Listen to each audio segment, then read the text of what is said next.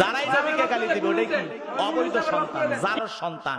আর বাপ যে কটার মা ছাড়া কেউ জানে না। যাই হোক, অনেক কথা বলার ছিল, বাকি কথা বলতে পারলাম না। আমাকে অনেক আগে শেষ করার জন্য বলা হয়েছে। তুল্লিম বাদা যালিকা জানিম, সে একটা পিতৃ পরিচয়হীন যার সন্তান বাস্টার, ওর জন্মের ঠিক নাই। আজও পৃথিবীর জমিনে বিশ্ব নবীকে গালি দিবে যারা, মনে রাখবেন ওরাও যার সন্তান। তুমি আমারে গালি দাও মাইনে নেব, আমার বাপকে গালি দাও মাইনে নেব, আমার দলকে গালি দাও মাইনে নেব, কিন্তু বিশ্ব নবী হলেন আমাদের কলিজার টুকরা, নয়নের পুতুনি। নবীকে গালি দিলে আমরা সহ্য করব না যে আমাদের নবীকে নিয়ে কুরুচিপূর্ণ মন্তব্য করবে, নবীকে জঘন্য ভাষায় বাজে ভাষায় গালি দেবে। ওই নাস্তিক বেঈমানকে ধইরার বুকের উপরে চইরা জিহ্বা টান দিয়ে ছিঁড়ে কুকুরকে খাওয়ায় দেব। নবীজির অপমান মেনে নেওয়া হবে না। নবীর জন্য কারা কারা জীবন দিতে প্রস্তুত, হাত তুলে আল্লাহকে দেখান। লিল্লাহি তাকবীর। বিশ্ব নবীর অপমান সইবে না রে মুসলমান, বিশ্ব নবীর অপমান লিল্লাহি তাকবীর। নবীজির অপমানে যদি না কাঁদে তোমার মন, মুসলিম নয় তুমি, মুনাফিক, নবীজির দুশমন। আমরা নবীর জন্য জীবন দিতে প্রস্তুত। কেউ কেউ নবীকে গালি দেয়, আম্মা জান আয়েশাকে গালি দেয়। যারাই নবীকে, নবীর স্ত্রীগণকে যারা গালি দেবে, নবীর ওয়ারিস ওলামা ইকরামদেরকে যারা গালি দেবে, এরা নিঃসন্দেহে অবৈধ মায়ের অবৈধ সন্তান। কথা বলেন ঠিক কিনা? ওদের জন্মের, যারাই নবীকে গালি দিবে ওটাই কি অবৈধ সন্তান, যার সন্তান। আর বাপ যে কটার মা ছাড়া কেউ জানে না। যাই হোক, অনেক কথা বলার ছিল, বাকি কথা বলতে পারলাম না। আমাকে অনেক আগে শেষ করার জন্য বলা হয়েছে। আমার ভাইয়েরা, দিল দিয়া কথাগুলো বোঝার চেষ্টা করবেন বাজার। আবু জেলের সাঙ্গ পাঙ্গ কেডার মাস্তান নে আবু জেল ওমায়ের বাড়িতে হাজির হয়ে গেল। ডাইকে বলে, বেলাল এইদিকে আয়। এ বেলাল, এসব কি শুনছি তুমি নাকি মুসলমান হয়েছো? বেলাল ডেকে বলে, যা শুনেছেন সত্য। এইবার আবু জেল ডেকে বলে, বেলাল তুমি যদি চাও তোমারে উট দুম্বা ছাগলের মালিক বানায় দেব, থাকার জন্য ভালো ঘরের ব্যবস্থা করে দেব, ব্যবসা বাণিজ্য যদি করতে চাও দিরহাম টাকা পয়সা যা লাগে কোনো কিছুর অভাব হবে না, আমি আবু জেহেল দেব। শর্ত একটাই, আব্দুল্লাহর বেটা মুহাম্মদ সাল্লাল্লাহু আলাইহিস সালামের ধর্ম ত্যাগ করে আবারও বাদ দাদা ধর্মে ফিরে আসা লাগবে। বেলাল ডেকে বলে, আবু জেহেল রে, দুনিয়ার পার্থিব সম্পদের বিনিময়ে বেলাল তার ঈমান বিক্রি করবে না। तमाम পৃথিবীর সমস্ত সম্পদ যদি আমি বেলালকে দিতে চাও, দুনিয়ার সব সম্পদ ছাড়তে রাজি, নবীজির কালেমা ছাড়তে রাজি না। আরেকটু জোরে বলেন আল্লাহু আকবার। বেলালের মতো যারা খাঁটি ইমানদার, এদেরকে টাকা দিয়ে কেনা যায় না। মুনাফিক মার্কা মুসলমান যারা টাকার কাছে বিক্রি হয়, তারা টাকা পাইলে বাতিলের পাছাটা গোলাম হয়। টাকা যেই দিকে ওদের ফতুয়া সেই দিকে, টাকার জোরে ফতুয়া ঘরে। কথা বলেন।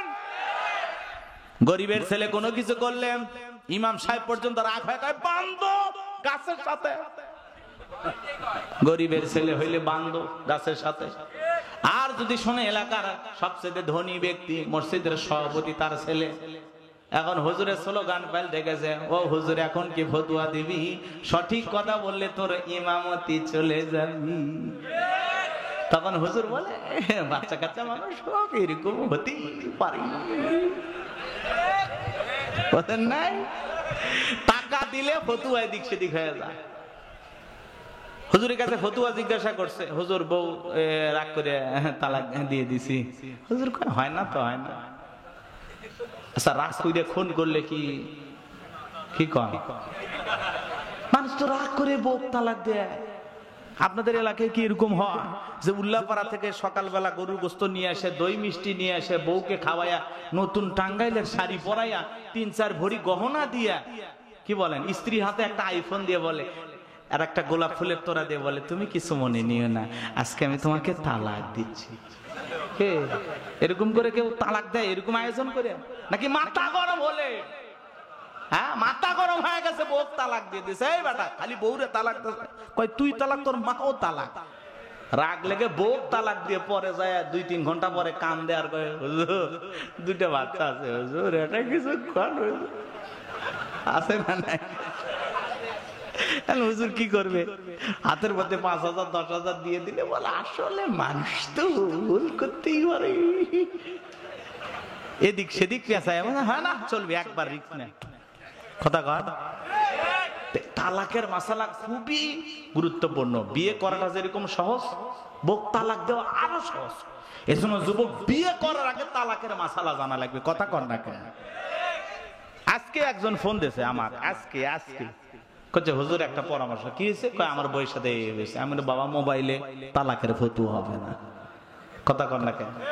কি ঘটনা ঘটছে? স্থানীয় ভালো কোনো মাদ্রাসা থাকলে মুফতি সাহেবের কাছে বিস্তারিত খুলে বলো, উনি আপনাকে ফতোয়া দিয়ে।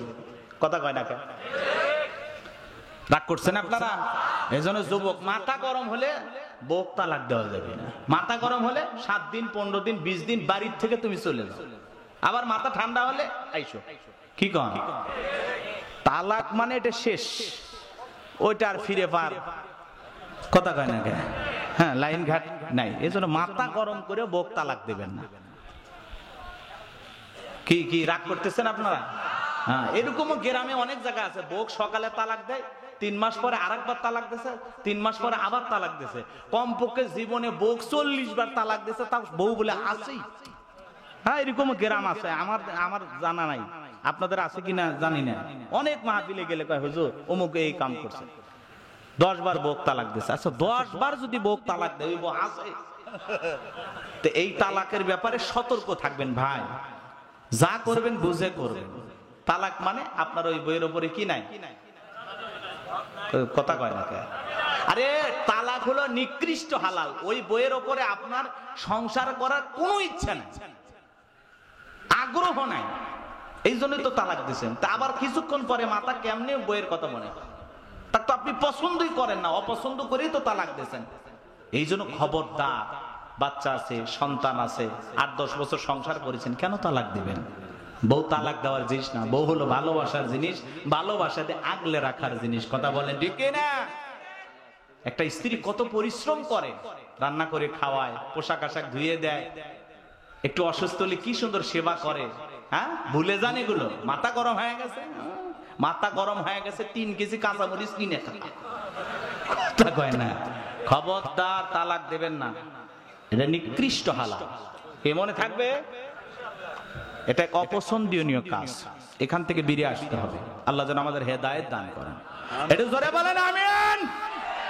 সম্মানিত ভাইয়েরা আমার, মন খারাপ করবেন না, কষ্ট মনের মধ্যে নেবেন না। আমি গুনাহগার যে কথা বলতে চাচ্ছিলাম বাজান, তাহলে টাকা যেই দিকে ফতুয়া সেই দিকে টাকার জোরে ফতুয়া করে। কথা কোন ঠিক কিনা? বিলালের মতো যারা খাঁটি ইমানদার, এরা কখনো টাকার কাছে বিক্রি হতে পারে না। আমার ভাইয়েরা, আমি যে কথা বলতে চাচ্ছিলাম দিল দিয়ে কথাগুলো শোনেন। এইবার আবু জাহেল ডেকে বলে, বেলাল সোজা আঙ্গুলে ঘি না উঠলে আঙ্গুলে একটু বাঁকা করা লাগবে। এই কথা বলে যুবকদের লেলিয়ে দিলে, যুবকের দল চাবুক দিয়ে পিটাও। হযরত বেলালকে চাবুক দিয়ে পিটানো হলো। পিটাইতে পিটাইতে কালো চামড়া গুলো ফেটে রক্ত ঝরা শুরু হয়ে গেল। ওরা যত জোরে চাবুক মারে, বেলাল তত জোরে আল্লাহর জিকির করে। চাবুক দিয়ে পিটাইতে পিটাইতে আবু জাহেল ডেকে বলে, বেলাল চামড়া ফেটে রক্ত ঝরতে দিছে রে বেলাল, তবু কি নবী মুহাম্মাদের কালেমা ছাড়বি না? হযরতে বেলাল ডেকে বলে, আবু জাহেল রে, মারতে মারতে যদি মেরেও ফেলে দাও, জীবনটা দিতে রাজি, নবীজির কালেমা ছাড়তে রাজি নাই। এইবার আবু জাহেল ডেকে বলে, যুবকের দল, বিলালের পায়ে রশি লাগাও, উটের পায়ের সঙ্গে বাঁধো, মরুভূমির উত্তপ্ত গরম বালিতে ছেঁচড়ায় ছেঁচড়ে ঘোরা গেল। উটের পায়ের সঙ্গে রশি বাঁধায় বেলালকে নিয়ে পুরোটা মরুভূমি ছেঁচড়ে ছেঁচড়ে ঘোরা হচ্ছে। আরবের গরম বালি এত উত্তপ্ত, গরম চাল দিলে মুড়ি হয়ে যায়। উত্তপ্ত গরম বালিতে ছেঁচড়ে ছেঁচড়ে ঘোরা হচ্ছে। বাবলা গাছের কাটা গুলো জিহ্বার ভিতরে পেরেকের মতো মারা গেল। বিকেল বেলা নিয়ে এসে বলে, বেলাল চাবুক দিয়ে পিটাইলাম, পায়ে রশি লাগাই এনে ঘুরলাম রে বেলাল, তবুও কি নবী মুহাম্মাদের কালেমা ছাড়বি না? হযরতে বেলাল ডেকে বলে, আবু জাহেল রে, মারতে মারতে যদি মেরেও ফেলে দাও, বেলালের নিঃশ্বাস থাকবে যতদিন, বেলাল ইসলামের পথে টিকে থাকবে ততদিন। আল্লাহু আকবার। এইবার আবু জাহেল ডেকে বলে, যুবকের দল যাও, বিশাল বড় একটা পাথর নিয়ে আসা বেলালের বুকের উপরে চাপায়া দাও। বেলাল পাথরের চাপার আঘাতে মারা যাবে, এই কথা ভেবে কয়েকজন যুবক মিলে বড় একটা পাথর বেলালের বুকের চাপাইয়া দেয়, চলে গেল। হযরতে বেলালের বুকের উপরে পাথর, রক্তাক্ত জিহ্বা, এরপরেও জবান দিয়ে জিকির চালু আছে। আপনাকে আমাকে জিকির করার জন্য কেউ মারে না, পেটে না, ধমক দেয় না। ওই সিরাজগঞ্জের মুসলমান তবুও জবান দিয়ে আল্লাহর জিকির আসে না। জিকির করার জন্য আলাদা সময় লাগে না বাজান, আলাদা সময় লাগে না। মাঠে কাজ করতে করতে জিকির করা যায়, দোকানদারি করতে করতে জিকির করা যায়, রিক্সা ভ্যান চালাইতে আল্লাহর জিকির করা যায়, চাকরি করতে অফিসে বৈশা বৈশা আল্লাহর জিকির করা যায়। কথা বলেন ঠিক কিনা? হাদিস শরীফের ভিতরে আসছে, যার জিহ্বাটা আল্লাহর জিকিরে ভিজা থাকে, আল্লাহর জিকিরে তরু তাজা থাকে, ওই জিহ্বাওয়ালা মানুষ কোনদিন জাহান্নামের আগুনে জ্বলবে না। বলুন সুবহানাল্লাহ। ফাযকুরুনি আযকুরুকুম ওয়াশকুরুলি ওয়ালা তাকফুরুন। তোমরা আমারে স্মরণ করো, আমি আল্লাহ তোমাদেরকে স্মরণ করব। কৃতজ্ঞতা প্রকাশ করো, অকৃতজ্ঞ হইও না। এজন্য জবান দিয়ে সব সময় জিকির করব, সুবহানাল্লাহ, আলহামদুলিল্লাহ, আল্লাহু আকবার, লা ইলাহা ইল্লাল্লাহ, লা ইলাহা ইল্লাল্লাহ।